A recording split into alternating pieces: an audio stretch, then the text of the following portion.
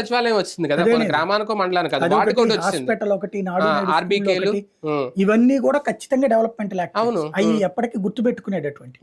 కానీ దానికంటే కూడా జగన్ మీద వ్యతిరేకత ఇది ఎవరికి ఊహించినటువంటిది. దీంట్లో 2 ఆస్పెక్ట్లు కనబడుతున్నాయి.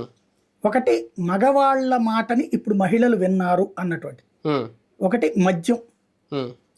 ఈయన బెల్ట్ షాపులు తీసేశాడు, పర్మిట్ రూమ్స్ తీసేశాడు, ఇవే పెట్టాడు. కానీ గ్రౌండ్ లెవెల్లో రేటు పెంచడం అన్నటువంటిది మగవాళ్ళల్లో చిరాకేసింది. అదే సందర్భంలో వచ్చిన డబ్బులంతా దానికే ఖర్చు పెట్టేస్తున్నారు అన్నటువంటి ఫీలింగ్ ఏదో మహిళల్లో వచ్చినట్టు. మహిళలు ఎదురు తిరగడం అన్నటువంటిది అనూహ్యం. ఇది ఇన్ని లక్షల కోట్ల రూపాయలు వెళ్ళి మహిళలు ఎదురు తిరగడం అన్నటువంటిది మేబీ షర్మిల ఇంపాక్ట్ ప్లస్ ఇదేమో, షర్మిల ఇంపాక్ట్ ప్లస్ మద్యం రేట్లు ఎక్కువైపోతున్నాయి అన్నటువంటిదేమో. ఇంకోటి చంద్రబాబు భరోసా ఇచ్చారు ఎందుకంటే ఎక్కువ ఇస్తామని, అది కూడా కలిసి వచ్చి ఉండొచ్చు.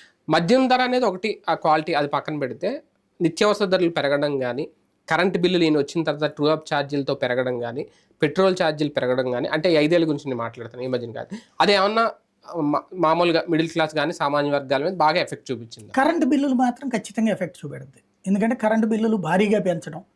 ఇంకోటి చంద్రబాబు టైంలో ధరలు అంత పెరగలే, ట్రూ అప్ ఛార్జీల పేరుతో వేశారు కానీ కొంచెం పెంచారు. అంటే ఒక 100కి ఒక 30 రూపాయలు 40 రూపాయలు, అదే తెలిసి తెలియకుండా. వీళ్ళ